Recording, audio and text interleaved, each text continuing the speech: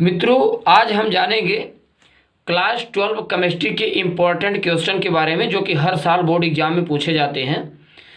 और हम लोग जानेंगे क्लास 12 के 2-3 इम्पोर्टेंट क्वेश्चन और आप यहाँ से तैयारी करके अच्छा खासा नंबर ला सकते हैं। परासरण, ओस्मोसिस, ये है क्या? परासरण मित्रों किसे कहते हैं? सबसे पहले हम लोग इस फिगर के द्वारा समझने की कोशिश करेंगे वास्तव में परासरण होता क्या है। ध्यान दीजिएगा, हमारे पास एक पात्र है।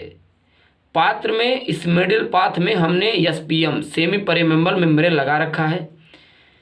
एक साइड में सांद्र विलयन भरा हुआ है, दूसरे साइड में तन विलयन भरा हुआ है। अब हम आपसे पूछ रहे हैं, तन विलयन सांद्र विलयन क्यों आएंगे या सांद्र विलयन तन विलयन क्यों आते हैं? तो आपका सबसे पहले यही सवाल होगा कि भाई सांद्र विलयन तन विलयन क्यों आएंगे? क्योंकि वजन होगा, दाब डालेंगे और धीरे धीरे तन विलयन क्यों आना शुरू हो जाएंगे। लेकिन ऐसा नहीं होता मित्रों। परासरण की क्रिया क्या होती है जरा आप समझिए। परासरण की क्रिया में होता क्या है, जो विलायक के कण होते हैं अर्थात जो तन विलयन होते हैं वो सांद्र विलयन की ओर आने लगते हैं। क्यों ऐसा होता है? क्योंकि इनके मॉलिक्यूल्स की गतिज ऊर्जा अधिक होती है और ये क्या करेंगे, इन पात्र की दीवारों पर टक्कर मारेंगे और उसके साथ साथ इस एसपीएम पर भी टक्कर मारेंगे, जिससे इनके जो विलयन के कण है ना, तन विलयन के कण, ये एसपीएम अर्धपारगम में झिल्ली से छनकर सांद्र विलयन की ओर आने लगते हैं। इसी क्रिया को तो मित्रों हम लोग परासरण कहते हैं। यही तो यहाँ पर लिखा गया, ध्यान दीजिएगा जरा।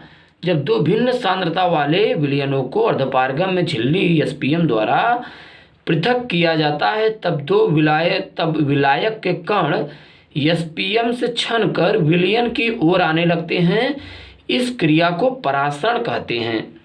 हमने कहा जब दो भिन्न सांद्रता वाले विलयनों को अर्धपारगम में झिल्ली एसपीएम द्वारा पृथक किया जाता है तब विलायक के कण एसपीएम से छनकर विलयन की ओर आने लगते हैं। इस क्रिया को परासरण कहते हैं, ओस्मोसिस कहते हैं। दरअसल परासरण के 2 नियम होते हैं। कौन कौन से नियम हैं? पहला है अंतः परासरण, दूसरा है बाह्य परासरण। इंडो ओस्मोसिस और एक्सो ओस्मोसिस। अंतः परासरण क्या है जरा आप समझिए। अंतः, यहाँ पर आप देख पा रहे हैं मित्रों, फिगर है। हमने किशमिश को क्या किया, जल में डुबो दिया।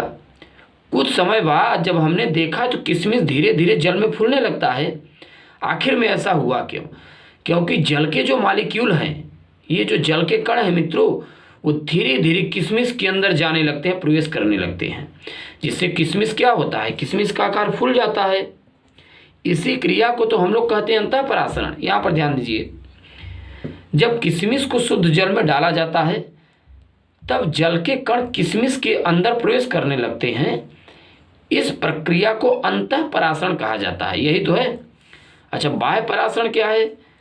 यहाँ पर ध्यान दीजिए, जब चीनी के सांद्र विलयन में अंगूर को डुबोया जाता है तब अंगूर के अंदर के जल के कण बाहर निकलने लगते हैं, जिससे अंगूर का आकार छोटा हो जाता है। ऐसी क्रिया को बाह्य परासरण कहते हैं।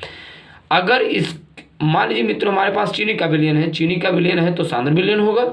अगर आपने अंगूर को इसमें डुबो दिया तो अंगूर धीरे धीरे आप देखेंगे पिचक जाएगा, क्योंकि हमने अभी आपको परासरण में बताया वो तन विलयन से सांद्र विलयन की ओर आने लगते हैं। अंगूर के अंदर जो लिक्विड होंगे वो तन विलयन के फॉर्म में होंगे और हमने किसमें डुबोया है, चीनी के सांद्र विलयन में। जब चीनी के सांद्र विलयन में आप डुबोगे तो सांद्र है ना चीनी का विलयन, तो अंगूर से निकल के किसमें आने लगेंगे, इसके अंदर आने लगते हैं, जिससे अंगूर का आकार क्या होता है, पिचक जाता है। तो इस क्रिया को हम लोग क्या कहते हैं, बाह्य परासरण कहते हैं। तो मित्रों इस प्रकार से हम लोग समझ पाए परासरण के नियम। और ये सबसे इम्पोर्टेंट क्वेश्चन है। आप बोर्ड परीक्षा में से अच्छी खासी तैयारी करके अच्छा खासा नंबर ला सकते हैं। यदि आप चैनल पर नए होंगे, सबसे पहले आप चैनल सब्सक्राइब कीजिएगा। धन्यवाद।